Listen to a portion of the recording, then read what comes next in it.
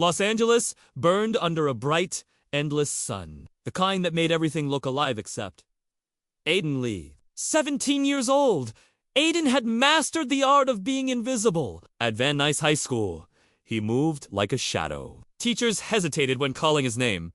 Classmates barely noticed when he sat down or left. His backpack zipper was always broken, his clothes always simple, his voice rarely heard. During lunch, while others laughed in crowded circles, Aiden sat alone in the quiet corner of the library, flipping pages without really reading.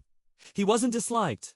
He was simply not seen. The only place he felt like he belonged was the drama club's prop closet, a narrow, dusty space filled with forgotten wigs, cracked masks, and broken swords. While others stood under the spotlight, Aiden stayed behind the curtain, pulling ropes, adjusting props, making sure everything ran smoothly. He had no lines, no applause, just silence. Mr. Patrick, the drama teacher, once told him, "Aiden, you notice things others don't. That's rare. Observation is powerful." Aiden didn't fully understand what that meant, but he held on to those words like a small light in a dark room. Then came the Saturday that changed everything. It started with something small. A wig. The drama club needed one for their spring play, and after hours of searching online, Aiden found a seller who could meet that afternoon in the Hollywood Hills. It was far. 2 buses and a long walk. But Aiden didn't mind. He was used to going unnoticed, even on long journeys. When he finally reached the address, sweat clinging to his back and legs aching, he realized something unexpected. The house next door was alive. Music blasted into the air. Laughter echoed. A pool shimmered under the sunlight, surrounded by dozens of students. It was Kylie McBride's party. Everyone knew Kylie. Rich, popular, confident, she was the kind of person who walked into a room and instantly owned it. Her parties were legendary. Invitations were status symbols. Aiden was not invited, and yet he was there. He knocked on the seller's door. A girl with pink hair handed him the wig, barely looking at him. Transaction done. He could have left. He should have left. But as he turned, a voice called out, "Aiden." He froze it. No one called his name like that. He turned slowly. Kylie stood there, sunlight glowing around her, a drink in her hand, eyes narrowing as if pulling his face from a distant memory. "You're in drama club, right?" Aiden nodded. "I pull the curtain." She laughed, not cruelly, but lightly, almost warmly. "What are you doing here?" "Buying a wig." She looked at him, then at the wig, then back at him. And then she did something no one had ever done before. She grabbed his wrist. "Come on, you're coming in." "I wasn't invited." "You are now." Before he could protest, he was pulled into a world that had never included him. Music hit him like a wave. People danced, shouted, splashed in the pool. Conversations overlapped. Laughter filled the air. It felt like stepping into another universe, one where everyone belonged. Except him. He stood awkwardly at the edge, his jeans out of place, his silence louder than the music. Kylie introduced him to a few people. "This is Aiden, from Drama Club." They nodded politely, then looked away. Invisible again. Aiden found a quiet corner near the pool and sat down, holding his backpack close, waiting for the right moment to leave. But the moment never came. Instead, it found him. Dylan Carter. Star, quarterback, confident, loud. The kind of person everyone watched. He dropped beside Aiden with a grin. "Hey, what grade are you in?" "11th.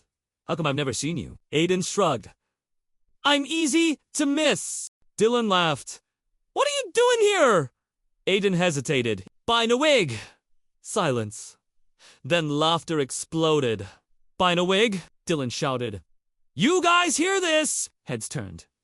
Eyes locked onto Aiden. The invisible boy had become the center of attention. And not in a good way. Dylan stood up, energized by the reaction. "Everyone! We've got a performer here!" The music lowered. The crowd gathered. Aiden felt his chest tighten. "I should go," he said quietly. "No way!" Dylan blocked him. "You're in drama club, right? Give us something. I don't perform. Then start now. Laughter. Phones came out.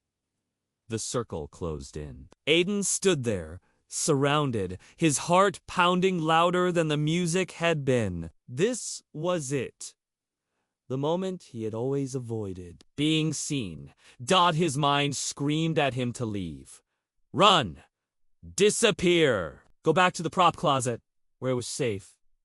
Where no one looked at him. Where he didn't have to prove anything. But something inside him stopped his feet. A memory. Mister. Patrick's voice. You notice things others don't. Aiden looked around. At the people, at the laughter, at the shifting expressions. He had spent years watching, understanding, feeling everything silently. And now, they were watching him. For the first time in his life, he had a choice. Run or speak. His hands trembled. His throat tightened. But he opened his mouth, and he began. It wasn't a famous monologue, it wasn't perfect, it was a story about someone invisible. Someone who had lived his whole life unnoticed, someone who found comfort in being unseen. Until the day he was finally looked at, and realized he didn't know how to exist in the light. His voice shook. He stumbled over words, but he didn't stop. Because for the first time, he wasn't hiding. When he finished, silence filled the space. 3 seconds, 4. Den clappin'. Kylie, strong. Genuine, real. Others followed, not all.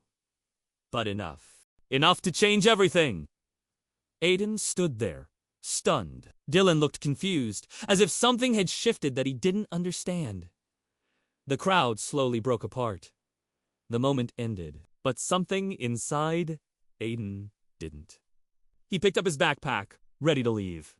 Kylie stepped in front of him. Wait! He looked at her. That was yours? She asked. He nodded. She smiled differently now. Not like before. Not like someone looking at a stranger, but like someone who finally saw him. My dad runs a production company, she said. They're looking for young writers. New voices. Aiden blinked. I pulled the curtain, he said. She laughed softly. No, she said. You don't! She handed him a card. Come on Wednesday! Just come! Aiden looked at the card in his hand. A small piece of paper, but it felt heavier than anything he had ever held. He thought about the bus ride. The walk. The laughter. The fear. The moment he almost ran. And the moment he didn't. He looked back at the pool. The noise.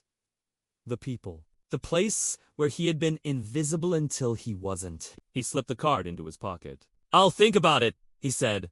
Kylie smiled. You'll come.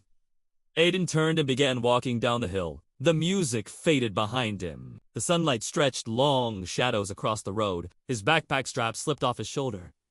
He didn't fix it, because something had changed. The world hadn't become different, but he had. For years, he had believed that being invisible was safer, easier.